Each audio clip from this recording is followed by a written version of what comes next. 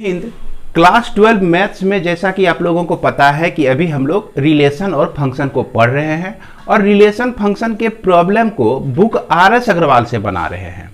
पिछले 9 वीडियो के माध्यम से हमने आपको रिलेशन के बारे में भी बताया, रिलेशन के प्रॉब्लम को भी बताया, उसके बाद फंक्शन के बारे में भी बताया और फंक्शन के प्रॉब्लम को भी बताया।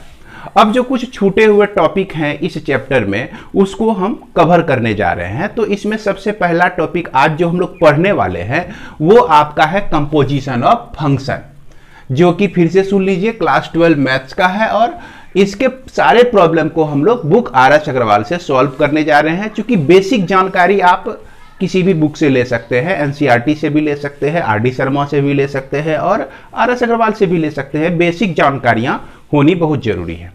तो कंपोजिशन ऑफ फंक्शन का पहले डेफिनेशन देखिए और इसका सही मतलब क्या होता है और क्यों कंपोजिशन ऑफ फंक्शन आपका संभव है, इसको हम लोग इसके बाद देखेंगे। तो जैसा कि इसमें कहा गया, आप लोग फंक्शन जान रहे हैं कि यहां पर हमने 2 फंक्शन लिया, एक फंक्शन f a से लेकर b तक और दूसरा फंक्शन g जो कि b से लेकर c तक है। b2 given functions then the composition of f and g denoted by g composition f। यहां पर बात को ध्यान में दीजिए, रखिएगा कि इसको हम लोग g composition f पढ़ते हैं। इज द फंक्शन ही होता है यह डिफाइंड बाय, जिसको हम लोग डिफाइन कर सकते हैं g composition f from a to c। अब देखिए यहां पर a से b था और b से c था, g composition f कर दिए तो a से डायरेक्ट c पर पहुंच गया। तो g composition f x equal to g of function of x for all x belonging to a। जैसा कि डेफिनेशन से ही ये समझ में आ रहा है कि ये जो फंक्शन है आपका, इसका डोमेन क्या होगा। तो इसका डोमेन देखिए a है, यानी कि a किसका डोमेन है, f का डोमेन है आपका। इसीलिए g कंपोजिशन f का जो डोमेन होगा, जो डोमेन f का होगा वही इसका भी डोमेन होगा, यानी कि डोमेन ऑफ f लिख सकते हैं। इसके बाद इसके कोडोमेन के बारे में विचार कीजिए। तो यहां देख के ही लग रहा है कि ये भैया c है, तो c क्या है, c g का कोडोमेन है, तो इसलिए इसका जो कोडोमेन होता है वह कोडोमेन ऑफ c होता है। तो इसको आप लोग समझ गए होंगे। इसके बाद g composition f is well defined if and only if माफ करेंगे, only if range of f subset of domain of g। तो इस चीज को हम लोग अब एक्सप्लेन करने वाले हैं कि आखिर यह किस तरह से संभव है और ऐसा सिचुएशन कैसे मिलता है। एक बात और बता दूं मैं कि इसको जो है g कंपोजिशन f पढ़ेंगे, g कंपोजिशन f, या नहीं तो composition of function g and f। यहां पर आप ये नहीं कह दीजिएगा कि g छोटका 0 और f है, ये है ना। तो उम्मीद करते हैं कि आप लोग समझ गए होंगे। अब देखिए कि a कोई सेट है आपका जिसमें 1 2 3 और 4 एलिमेंट्स हैं, b कोई सेट है आपका जिसमें 2 4 6 8 और 10 है, इस तरह से। और उसके बाद c कोई सेट है आपका, इसमें आपका है 4 16 36 64 और यह 100, ये सारे एलिमेंट हैं आपका। और उसके बाद 121, इस तरह से ये एलिमेंट हैं a b c में।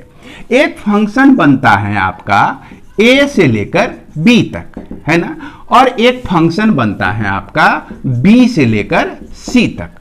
क्लियर है। तो फंक्शन a का पिक्टोरियल डायग्राम देखिए। तो पिक्टोरियल डायग्राम अगर हम देखेंगे तो 1 2 3 और 4, और b सेट का जो है पिक्टोरियल डायग्राम में लाते हैं तो 2 4 6 8 और 10।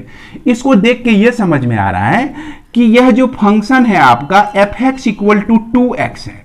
क्या है, 2x है। x का वैल्यू 1 रखते हैं तो 2 मिलता है, x का वैल्यू 2 रखते हैं तो 4 मिलता है, x का वैल्यू अगर 3 रखते हैं तो 6 मिलता है, x का वैल्यू 4 रखते हैं तो 8 बनता है। ये हमारा फंक्शन f हो गया। अब इसके बाद इसका पिक्टोरियल डायग्राम देख लेते हैं। ये हमारा b का जो एलिमेंट्स है 2 4 6 8 और 10 है आपका, और c में जो भी एलिमेंट है वह 4 16 और 36, 64, 100 और 121 है। अब यहां पर आपको ये तो समझ में आ ही रहा होगा कि function fx equal to x square है। 2 का स्क्वायर करते हैं तो 4 मिलता है, 4 का स्क्वायर करते हैं तो 16 मिलता है, 6 का स्क्वायर करते हैं तो 36 मिलता है, 8 का स्क्वायर करते हैं तो 64, 10 का स्क्वायर करते हैं तो आपको 100 मिलता है। तो ये दो फंक्शन है। अब इसी दोनों फंक्शन से हमको कंपोजिशन ऑफ फंक्शन बनता है।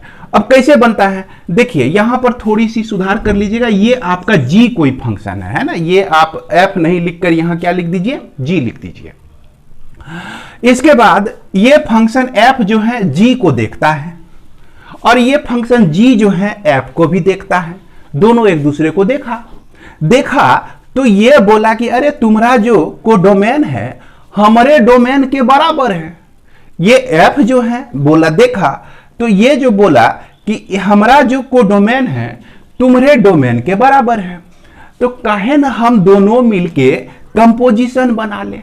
तो कंपोजिशन तभी संभव है जब इसका डोमेन जो होगा है ना, डोमेन ऑफ f जो होगा ये सबसेट होगा किसका, सॉरी कोडोमेन ऑफ f जो होगा, कोडोमेन ऑफ f जो होगा, या इसको हम लोग क्या कह सकते हैं, रेंज कह सकते हैं। रेंज जो f होगा यह सबसेट होगा आपका domain of g, domain of g का यह सबसेट होगा, तभी यहां कंपोजिशन बन सकता है।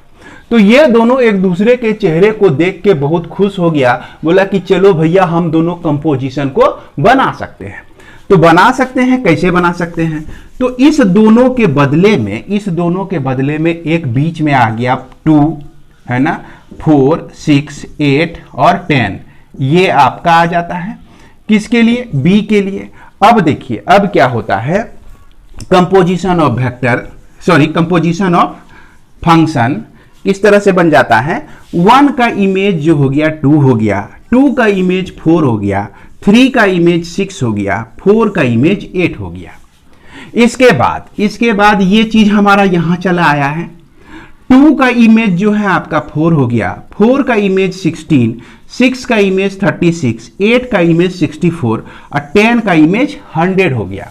तो अब यही चीज जो है आपका कंपोजिशन ऑफ, यानी कि जी कंपोजिशन एफ हो गया, जी कंपोजिशन एफ हो गया। इसी को हम लोग क्या कहेंगे, जी कंपोजिशन एफ कहेंगे। क्लियर है। और यहां पर एक चीज ध्यान रखिएगा, आपके मन में ये प्रॉब्लम आता होगा, पहले तो सर एफ है तब ना बाद में जी है, तो इसको एफ कंपोजिशन जी काहे नहीं लिखेंगे हम, नहीं, ऐसा बात नहीं है। यहां पर होता क्या है कि पहले आप यूज किसको कर रहे हैं, कहां से चल रहे हैं, तो चल रहे हैं कि हाँ एफ से, तो इसीलिए जब हम यहां पर एफ रखते हैं और ये एक्स रखते हैं तो ये फंक्शन जो है एक्टिव हो जाएगा एफ से ही, यानी कि जी एफ एक्स ये हो जाएगा। क्लियर है। अब यहां एक्स का वैल्यू आप 1 रखेंगे, तो जैसे एक्स का वैल्यू यहां पर 1 रखते हैं, जैसे देखिए f1 रखते हैं, तो हमको मिल जाता है g1 का इमेज जो है 2 है, तो यह 2 मिल जाता है, और g2 का जो वैल्यू है जो कि 4 है इक्वल टू 4 मिल जाता है। तो स्वाभाविक है कि पहले f का, तो पहले f फिर बाद में g, तो इस तरह से लिखने से हमको पहले यूज में कौन आ रहा है, fx ही आ रहा है यूज में, और फिर fx का वैल्यू जब रख रहे हैं तब ना हम gx निकाल रहे हैं, तो वही बात है, पहले fx फिर gx। तो इसलिए इसको जो हम लिखेंगे g कंपोजिशन f लिखना है हमको, यहां भी g कंपोजिशन f लिखना है। तो इस तरह से f और g जो है एक दूसरे से परिचित हुए और कंपोजिशन ऑफ वेक्टर बनाने में कामयाब हो गए। अब यहां पर वैसे सब फंक्शंस जो हैं कंपोजिशन बनाने के लिए नहीं है एबल, जो क्या कहते हैं जिसमें यह कंडीशन हो जाए कि इसका जो डोमेन है यानी कि रेंज जो है ये सबसेट नहीं हो इसके डोमेन के। तो उम्मीद करते हैं कि यहां तक तो आप लोग समझ गए होंगे।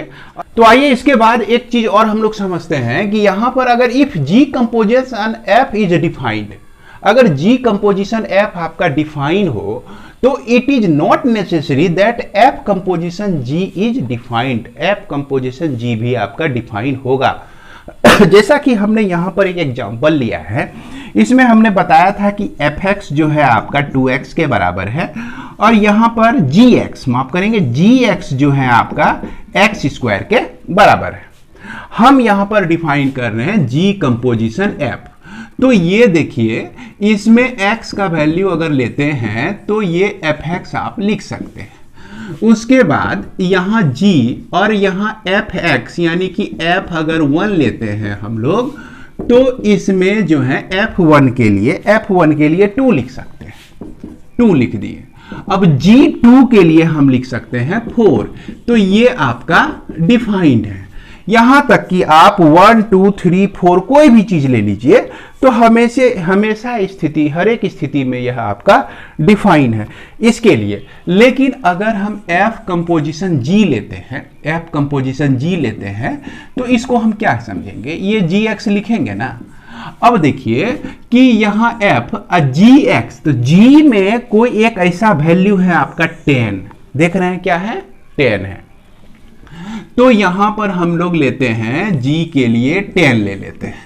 तो g के लिए जब 10 लेंगे तो हमको मिलेगा 100, यानी कि f मिल जाएगा 100 मिल जाएगा। अब f में हम लोग 100 ढूंढेंगे। इस f 100 जब हम लिख ही नहीं सकते हैं, चूंकि 100 इसका अभी के लिए एलिमेंट नहीं है, तो यह चीज जो है आपका नॉट डिफाइंड हो गया। बात समझ में आ गई, नॉट डिफाइंड हो गया।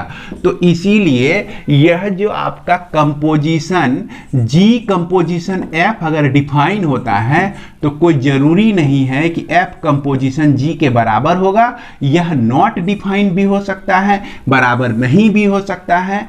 क्लियर है, इसमें जो भी एलिमेंट आते हैं इसमें नहीं मिलते हैं। तो इस तरह से हमको ये चीज याद रखना है कि अगर g कंपोजिशन f डिफाइन होता है तो नॉट नेसेसरी कि f कंपोजिशन g भी आपका डिफाइन हो। तो आइए इसी चीज को हम लोग जनरल वे में समझते हैं कि जैसे मान लिया जाए कि आपका fx इक्वल टू 2x दिया गया है एक फंक्शन, और gx इक्वल टू आपका दिया गया है x स्क्वायर, और इसका जो डोमेन और रेंज है मान लीजिए कि सारा नेचुरल नंबर है। यह भी n से लेकर n तक डिफाइन है, यह भी आपका n से लेकर n तक डिफाइन है। अब इसमें हम लोग निकालते हैं f कंपोजिशन g निकालते हैं। तो f कंपोजिशन gx है ना, ये हो गया f gx हो गया।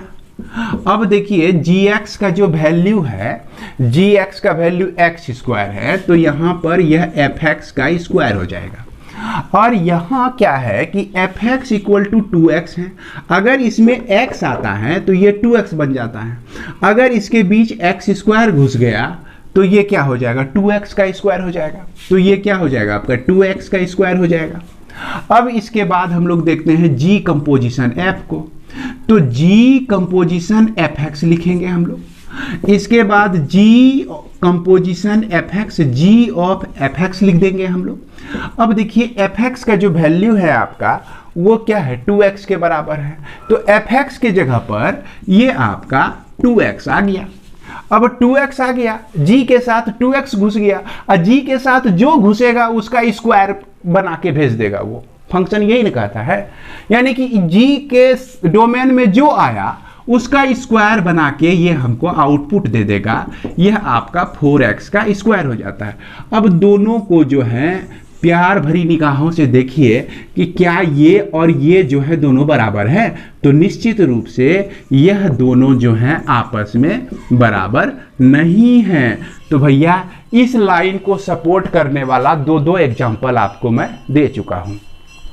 अब जो इसमें बच जाते हैं, इसमें सारे बच जाते हैं आपका प्रॉब्लम, और इस सभी प्रॉब्लम को हम लोग बुक RS अग्रवाल से ही बनाएंगे। तो आइए बढ़ते हैं प्रॉब्लम की तरफ। अब आइए हम लोग बुक RS अग्रवाल में जो कंपोजिशन ऑफ फंक्शन में जो एक्सरसाइज आपका है, यहाँ हालांकि 2 भी है, हो सकता है कि आपका बुक नया हो, नए बुक में एक्सरसाइज कुछ भी दिया हुआ हो, लेकिन आप यहाँ पर मिला के देख लीजिएगा कि इसी सारे प्रॉब्लम को हम लोग सॉल्व करने जा रहे हैं। इसमें टोटल नंबर ऑफ प्रॉब्लम आपका 11 है। इसके प्रॉब्लम को हम लोग अब सॉल्व करेंगे। जैसा कि आप देख रहे हैं कि इसमें a जो है 1 2 3 4 दिया गया है, फंक्शन a to a, और g भी आपका a to a ही है, और यहाँ फंक्शन f जो है आपका 1 4, यानी कि 1 का इमेज 4 है, यानी कि 2 का इमेज 1 है, 3 का इमेज 3 है। ये जो ऑर्डर्ड पेयर में 3 3 दिया गया है तो 3 का इमेज 3 है। ये जो ऑर्डर्ड पेयर में आपका 4 और 2 दिया गया है तो 4 का इमेज 2 है। यानी कि इसका अगर हम लोग पिक्टोरियल डायग्राम बना लें, ये आपका ए हो गया, यहाँ 1 2 3 और 4 है, उसके बाद ये आपका ए ही हो गया, यह भी आपका 1 2 3 4 ही है, चूँकि ए से ए तक डिफाइन है। ये 1 का इमेज 4 है, किसके लिए? एफ, फंक्शन एफ के लिए। फिर 2 का जो इमेज है आपका 1 है, और फिर इसके बाद 3 का इमेज 3 है, 4 का इमेज आपका 2 है। और जी के लिए जो है, ये जो फंक्शन आपका जी है, इसमें भी इसका कोडोमेन जो है 1 2 3 4 ही हो जाएगा।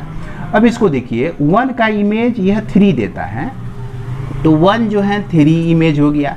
फिर 2 का इमेज 1 है, तो 2 का इमेज आपका 1 हो गया। अब फिर उसके बाद 3 का इमेज 2 है, तो 3 का इमेज आपका 2 हो गया। 4 का इमेज जो है आपका 4 है।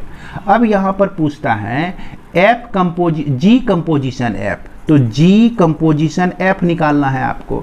यह जो फंक्शन होगा ए टू ए ही होगा, लेकिन यह आपका डायरेक्ट यहाँ से यहाँ कनेक्टेड हो जाएगा, है ना, जी कंपोजिशन एफ। अब इस एफ के लिए 1 अगर हम लेते हैं तो 1 पहले इमेज 4 बनाता है, तो 4 जो है बाद में 4 ही इमेज बनाता है, तो 1 के लिए हमारा इमेज बनता है 4। फिर 2 लेते हैं तो 2 का इमेज 1 बनता है, और जी तक आते आते 3 बन जाता है, तो 1 के लिए हम लोग 2 के लिए 3 लिख सकते हैं, 2 के लिए 3 लिख सकते हैं जी कंपोजिशन एफ में। फिर 3 अगर हम लेते हैं इसका एलिमेंट, डोमेन का एलिमेंट, 3 का इमेज 3 और फिर 3 का इमेज 2, तो 3 2 हम लोग लिखेंगे जी कंपोजिशन एफ का अगला एलिमेंट। 4 का इमेज 2 और 2 का इमेज 1, यानी कि 4 1 हम लोग लिख देंगे यहाँ पर। तो इस तरह से हमको जी कंपोजिशन एफ मिल जाएगा। अब देखिए, अगर आपको एफ कंपोजिशन जी निकालना है, इसको निकालना है, यह भी जो है आपका ए से लेकर ए तक ही होगा, यानी कि एफ जी एक्स हो गया आपका। यानी कि यहाँ पर जो भी एलिमेंट होगा आपका जी से लिया जाएगा, जी के डोमेन से लिया जाएगा। तो जी के डोमेन से अगर हम लेते हैं, एक स्टेप हम लोग और बढ़ा लेते हैं यहाँ पर, जैसे यह एफ हो गया, ये जी हो गया। अब ये जी एफ अगर कर ले हम लोग 1 2 3 और 4, ये फंक्शन एफ को समझें, तो यहाँ 1 का इमेज जैसे 4 बनता है, तो एफ के कंडीशन में 1 का इमेज 4 बन जाएगा। 2 के कंडीशन में 2 के लिए इमेज 1 बन जाएगा, 3 के लिए हमारा 3 बन जाएगा, 4 के लिए जो है हमारा 2 बन जाएगा। अगर हमको यहाँ जी कंपोजिशन एफ लेना है, जी कंपोजिशन जी और एफ का, यानी कि यह आपका हो जाएगा एफ कंपोजिशन जी हो जाएगा। ये क्या हो जाएगा आपका? एफ कंपोजिशन जी हो जाएगा। चूंकि जी यहाँ पहले एक्टिव है, इसलिए जी यहाँ बाद में रहेगा। अब देखिए, यहाँ से हम लोग देखते हैं 1 का इमेज हमारा 3 बन रहा है, इसमें 3 का इमेज 3 बन रहा है, तो इसके लिए एलिमेंट मिला हमको 1 3। फिर 2 जो है 1 तक आया, और 1 का फिर 4, तो यहाँ 2 4 ले सकते हैं। 3 के लिए 2 इमेज बना, और 2 के बाद 1 इमेज बनाता है, तो यहाँ 3 और 1 ले सकते हैं। 4 के लिए 4, और फिर 4 के लिए आपका 2, तो ये आपका 4 2 हो जाएगा। तो इस तरह से एफ कंपोजिशन जी हम लोग निकाल सकते हैं। अब यहाँ पर कहता है एफ कंपोजिशन एफ निकालना है आपको, एफ कंपोजिशन एफ निकालना है, तो यह भी आपका ए से लेकर ए तक ही है। तो एफ कंपोजिशन एफ के लिए हम क्या करते हैं कि ये एफ कंपोजिशन एफ, तो इसको जो है थोड़ा सा यहाँ पर सुधार हम लोग करेंगे।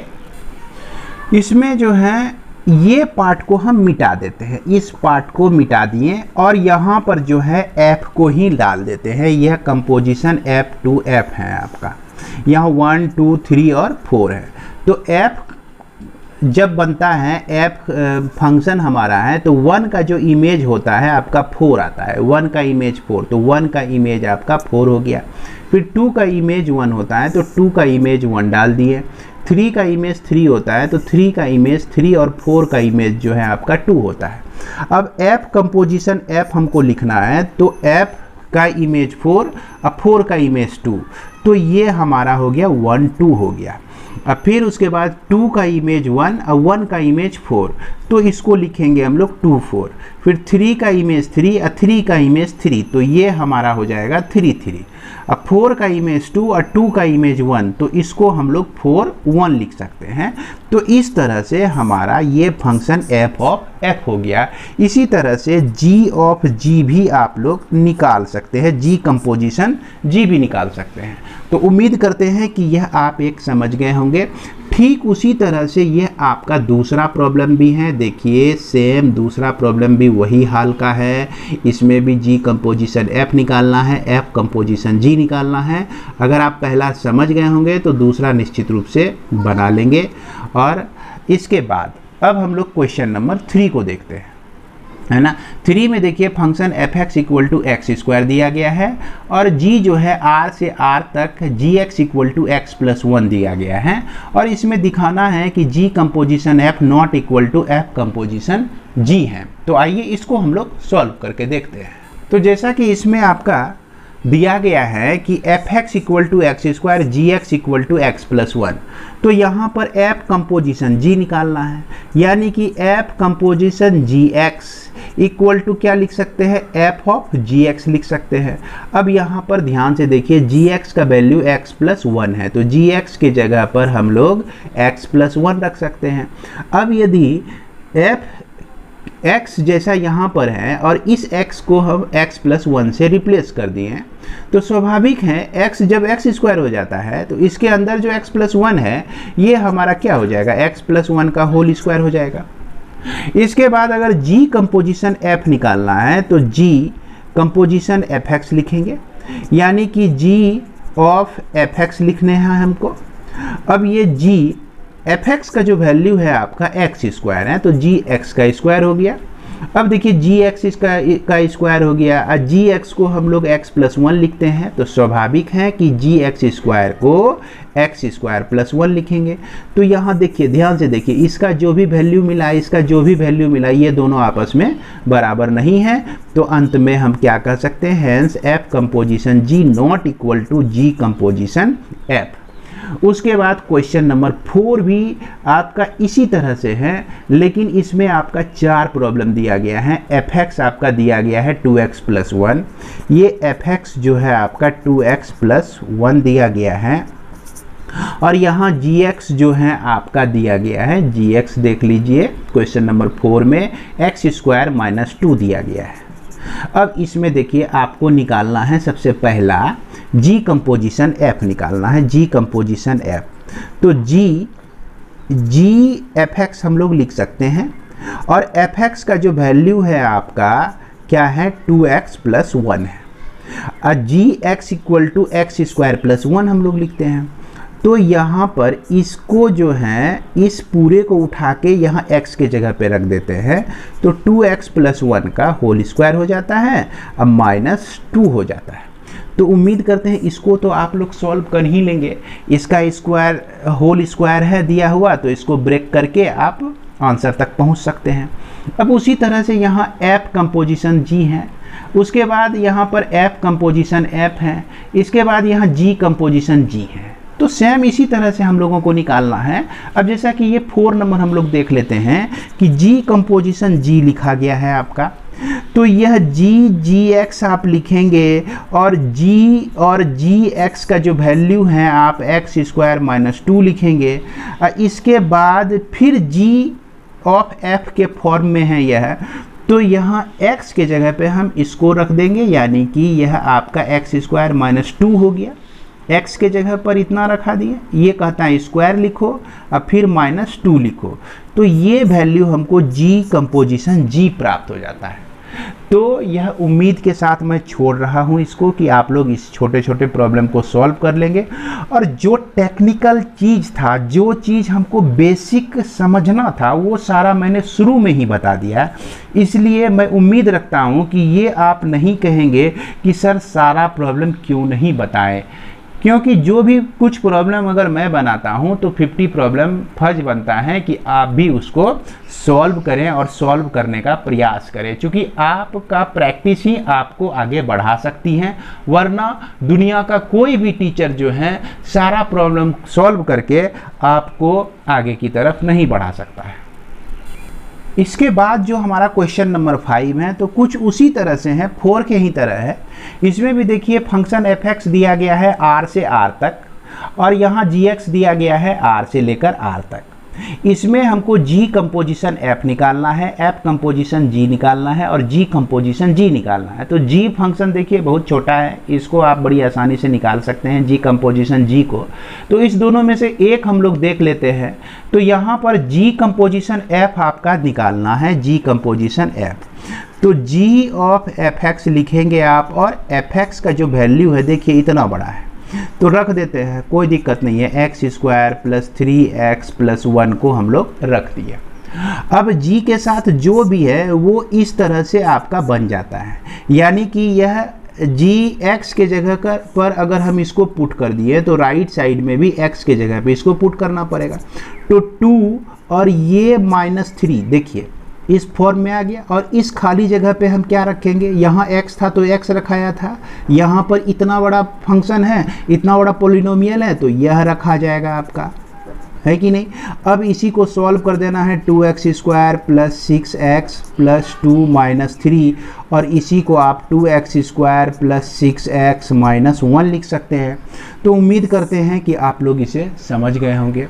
इसके बाद हम लोग देखते हैं क्वेश्चन नंबर 6 को। तो 6 में आपका देखिए दिया गया है f(x) = mod ऑफ x दिया गया है, और यहाँ प्रूव करने के लिए कह रहा है कि f कंपोजिशन f जो है f के आपका बराबर है। तो f कंपोजिशन f जब लिखते हैं आप, f ऑफ f(x) लिखेंगे तो ये आपका mod x आ जाएगा, किसके लिए, इस f(x) के लिए। अब यह f(x) के लिए हमारा mod x आता है, तो f mod x के लिए mod x आ जाएगा आपका, दो बार mod आ जाएगा। और 2 बार mod आए या 1 बार mod आए तो कोई फर्क नहीं पड़ता है, वह एक बार ही mod समझिए उसको, है कि नहीं। यह भी आपका बोल रहा है कि प्लस माइनस साइन को नेगलेक्ट कीजिए, यह भी बोल रहे हैं प्लस माइनस साइन को नेगलेक्ट कीजिए। ये बुड़बक के तरह एक ही बात को बार बार बकर बकर कर रहा है। जैसे गांव देहात में बूढ़े लोग जो है एक ही चीज़ को बार बार बोलते रहेंगे, बार बार बोलते रहेंगे, तो मैथ में वैसा नहीं चलेगा। तो बार बार बोलने से हम एक ही यही ना समझेंगे कि भाई प्लस माइनस को नेगलेक्ट करना है तो एक ही मॉड काफ़ी है उसमें। तो इसीलिए इसको f लिख सकते हैं, यानी कि f कंपोजिशन f जो है ये f के बराबर हो जाता है, ये आपका प्रूव्ड हो जाता है। इसके बाद हम लोग चलते हैं क्वेश्चन नंबर 7 में।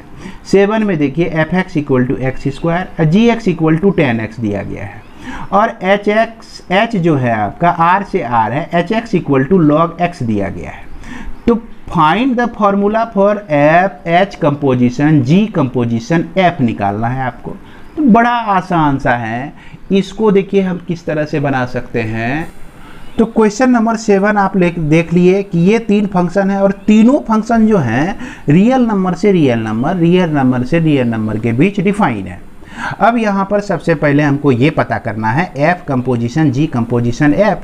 तो h है ना, और g और ये f(x) इस तरह से आप इसको लिख सकते हैं। अब f(x) को ढूंढिए, f(x) जो है आपका x² है, तो अगले स्टेप में जो है ये आपका इस तरह से कुछ दिखने लगता है f(x) के जगह पर x² को रख देने से। अब gx = 10x है, तो gx² क्या हो जाएगा, 10x का स्क्वायर हो जाएगा। x का स्क्वायर, यहाँ x होता है तो 10x लिखते हैं, यहाँ x का स्क्वायर होगा तो 10x² लिखेंगे। लेकिन hx जो है आपका log x के बराबर है, और जब यहाँ h के जगह पे x होता है तब log x लिखते हैं। लेकिन यहाँ h में इसके लिए 10² x है, तो इसको हम लोग log क्या लिख देंगे, 10x का स्क्वायर लिख देंगे। तो यही चीज़ हमारा मिल गया, ये फॉर्मुलेट हो गया ये वैल्यू हमारा। अब इसके बाद हमको h composition g composition f जो है π/4 के लिए निकालना है। देख रहे हैं π/4 के लिए, वो भी आपका रूट में है, तो कोई दिक्कत नहीं है। तो इसमें क्या करते हैं, ये फॉर्मुलेट हो ही गया है, यहाँ पर log लिख लेंगे, उसके बाद 10 लिख देंगे और रूट पाई बाय 4 लिखेंगे x के जगह पर, और इसका स्क्वायर है आपका, तो यह आपका log 10 सिर्फ क्या हो जाएगा, पाई बाय 4 हो जाएगा। और 10 पाई बाय 4 का वैल्यू आपको पता होगा कि यह वैल्यू 1 होता है, और log 1 का वैल्यू भी पता होना चाहिए आपको कि यह आपका 0 होता है। तो इस तरह से हमारा ये 0 प्रूफ हो गया। इसके बाद देखिए क्वेश्चन नंबर 8। तो क्वेश्चन नंबर 8 में हमारा दिया गया है कि r से r तक डिफाइन है, fx जो है आपका 2x माइनस 3 है, तो fx जो है आपका 2x माइनस 3 है। उसके बाद इसमें gx जो है दिया गया है आपका 1/2 x प्लस 3 दिया गया है। तो ये कहता है कि f composition g g composition f I R के बराबर है, आइडेंटिटी के तरह है आपका। कैसे है इसको देख लीजिए। ये f कंपोजिशन g आप निकालेंगे, है कि नहीं, तो क्या लिखेंगे, f gx लिखेंगे ना आप, तो f gx का जो वैल्यू है ये आपका 2x माइनस 3 है। इसके बाद है ना, माफ़ करेंगे, gx का जो वैल्यू है आपका, यहाँ पर सुधार कर लेंगे, gx का जो वैल्यू है आपका 1/2 x प्लस 3 है। उसके बाद fx जब लिखते हैं तो 2x माइनस 3 लिखते हैं, यानी कि x के जगह x का जो पोजीशन है यहाँ 2 के साथ प्रोडक्ट में आता है। तो उसी तरह से हम इसको क्या लिख सकते हैं कि 2 तो लिखेंगे ही, अब यहाँ जो x है x के जगह पर इस पूरे को सेट करेंगे, है ना, अब फिर माइनस 3, इस तरह से हम लोग इसको लिख देंगे। यहाँ 2 कैंसिल हो जाएगा, तो ये देखिए 3 भी हट गया, तो ये क्या मिला, x मिला। यानी कि अगर कोई fx के बदले में x आ जाता है तो इसको हम लोग क्या कहते हैं, आइडेंटिटी फंक्शन कहते हैं। तो इसीलिए यहाँ पर लिखा आई, है ना, आई आर, आइडेंटिटी फंक्शन हो गया। अब ठीक इसका उल्टा हम लोग को देखना है, जैसे कि f कंपोजिशन g निकाले हैं और g कंपोजिशन f निकाल के हम लोग देखते हैं। तो यहाँ पर g कंपोजिशन f के लिए, g कंपोजिशन fx के लिए हम क्या लिखेंगे, g fx लिखेंगे। और ये fx का जो वैल्यू है देखिए मिट गया आपका, x माइनस, यहाँ से देख लेते हैं, fx का वैल्यू 2x माइनस 3 है, तो g 2x माइनस 3 रख दिए, कोई दिक्कत नहीं है। अब यह gx का जो वैल्यू है आपका हाफ ऑफ x प्लस 3 है, तो हाफ लिखेंगे, x के जगह पर 2x माइनस 3 रख देंगे और यह प्लस 3 रख देंगे, 3 यहाँ से कट जाता है, तो ये आपको 1/2 इंटू 2x मिलता है, 2 फिर से कट जाता है, x मिलता है। यानी कि g कंपोजिशन fx जो है यह आपका x के ही बराबर मिला, तो यह आपका कैसा फंक्शन हो गया, आइडेंटिटी फंक्शन हो गया। तो इसीलिए हम लोग फाइनली f कंपोजिशन g, उसके बाद g कंपोजिशन f, है ना, g कंपोजिशन f, दोनों को हम किसके बराबर लिखे हुए हैं, आई आर के बराबर लिखे हैं। तो उम्मीद करते हैं कि यह क्वेश्चन नंबर 8 आप लोग समझ गए होंगे। इसके बाद 9 भी कुछ इसी तरह का है भैया, इसको z से z तक डिफाइन करना है और इसमें भी आपको आइडेंटिटी फंक्शन ही दिखाना है कि नहीं। इसके बाद देख लीजिए क्वेश्चन नंबर 10। क्वेश्चन नंबर 10 भी बनाना बहुत आसान है अगर आप क्वेश्चन नंबर 7 समझ गए हैं तो आइए क्वेश्चन नंबर 10 और 11 को हम लोग सॉल्व कर लेते हैं। अंत भला तो सब भला। तो क्वेश्चन नंबर 10 में जैसा कि आप देख रहे हैं कि यहाँ पर फंक्शन n से लेकर n तक, n से लेकर n तक, नेचुरल नंबर से natural number, domain natural number, codomain natural number, इस तरह से डिफाइन है आपका। और ये सारे फंक्शन आपका 3 को दिया गया है। यहाँ जो प्रूफ करने के लिए आपको दिया गया है तो इसमें कुछ खास नहीं है, दोनों एक ही है। आप लोग पढ़े होंगे एसोसिएटिव लॉ, एसोसिएटिव है ना, लॉ पढ़े होंगे। तो एसोसिएटिव लॉ में क्या होता है कि पहले G और F एसोसिएट हुआ है, अब फिर यहाँ H और G एसोसिएट हुआ है ना, अंतर कुछ है नहीं। तो इसको लिखने के लिए थोड़ी सी सावधानी आपको बरतनी है, इस तरह से हमने इसको लिखा। इसके बाद H कंपोजिशन G और यह जो है आपका यहाँ पर हो गया fx हो गया, इस तरह से हम लोग इसको लिख सकते हैं। अब देखिए कि H कंपोजिशन, अभी ये दोनों कंपोजिशन में ही है, H कंपोजिशन G fx है, तो G fx के बदले में आप 2x लिख सकते हैं। क्या लिख सकते हैं? 2x लिख सकते हैं। H कंपोजिशन G हो गया और fx के बदले में आप 2x लिख सकते हैं। अब जो है इसको हम लोग क्या करेंगे कि G2x के लिए हम लोग gy equal to 3y plus 4 लिखते हैं, तो उसी तरह से H के लिए G2x को हम लोग 3 इंटू 2x प्लस 4 लिख सकते हैं और H ऑफ G2x लिख सकते हैं आप। क्लियर है? अब देखिए G2x के लिए तो 3 इंटू 2x प्लस 4 लिख सकते हैं, तो इसको हटा के हम लोग क्या लिख सकते हैं? 3 इंटू 2x प्लस 4 लिख सकते हैं। तो यह आपका H ऑफ 3 2 6x प्लस 4 हो गया और यह भी H ऑफ 6x प्लस 4 हो गया आपका। अब जहाँ H हैं, HZ हैं, तो साइन Z लिखते हैं, तो ये आपका साइन 6x प्लस 4 हो जाएगा। राइट साइड में भी साइन 6x प्लस 4 हो जाएगा। तो ये कोई बहुत हार्ड प्रॉब्लम नहीं है, थोड़ा सा हमको सावधानी रखना है कि चलना है इसी से।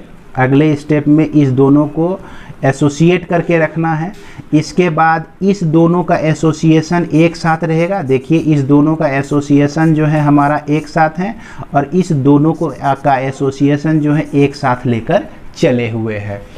इसके बाद हम लोग देखते हैं क्वेश्चन नंबर 11। इसके बाद जो हमारा क्वेश्चन है आपका क्वेश्चन नंबर 11, इसमें क्या कहता है कि f is the greatest integer function. f जो है आपका ग्रेटेस्ट इंटीजर फंक्शन है और g जो है एब्सोल्यूट वैल्यू फंक्शन है। तो ये देखिए ये ग्रेटेस्ट इंटीजर फंक्शन है और ये एब्सोल्यूट वैल्यू फंक्शन है। ग्रेटेस्ट इंटीजर फंक्शन का अगर आपको डेफिनेशन याद होगा, क्लास 11 में ही भी हमने बताया था कि अगर g 2.3 लेते हैं तो इसमें देखिए ग्रेटेस्ट इंटीजर कितना है? इसमें ग्रेटेस्ट इंटीजर आपका 2 है। अगर 2 प्लस 9 भी लिखते हैं तो इसका वैल्यू 2 ही आता है। अब यदि हम क्या कहते हैं x के जगह पर ये fx gx है आपका, और gx का मतलब क्या हो गया कि अगर यहाँ पर -3 भी ले लें तो -3 का मॉड हमको 3 मिलता है। तो इस तरह से ये फंक्शन के बारे में आप लोगों को जानकारी तो होगी ही। इसके बाद चलते हैं हम लोग यहाँ, तो यहाँ पर f कंपोजिशन g है, इसको -1.5 आप लिख सकते हैं। g कंपोजिशन f है, इसको आप लिख सकते हैं 1.333, इस तरह से लिख सकते हैं। अब देखिए f ऑफ g -1.5 आप लिखेंगे यहाँ पर, g ऑफ f 1.333 लिखेंगे आप। और यहाँ पर देखिए gx जो है आपका एब्सोल्यूट वैल्यू फंक्शन है, तो इसलिए इसके निगेटिव साइन को हम नेग्लेक्ट कर सकते हैं, 1.5 लिख देंगे। g यहाँ पर देखिए अब ये जो है ग्रेटेस्ट इंटीजर फंक्शन है, तो 1.33 है, तो इसका वैल्यू क्या हो जाएगा? सिर्फ 1 हो जाएगा। अब देखिए कि यह g जो है आपका, g जो है माफ करेंगे, यहाँ पर आपका f आ जाएगा। g के लिए तो हम लोग फंक्शन यूज कर ही चुके हैं। f जो है आपका कैसा फंक्शन है? ग्रेटेस्ट इंटीजर फंक्शन है, तो 1.5 में ग्रेटेस्ट इंटीजर है आपका 1। g1 अगर निकालना है तो मॉड ऑफ 1, तो ये 1 प्लस 1 इक्वल टू आपका क्या हो जाता है? 2 हो जाता है। तो यही 2 जो है आपका आंसर हो जाएगा। तो उम्मीद करते हैं कि आप लोग इसे समझ गए होंगे और अगले लेक्चर के माध्यम से हम लोग इन्वर्टिबल फंक्शन को पढ़ेंगे। अब इस वीडियो को मैं यहीं पे विराम देता हूँ, मिलते हैं हम लोग नेक्स्ट वीडियो में। जय हिंद, जय भारत।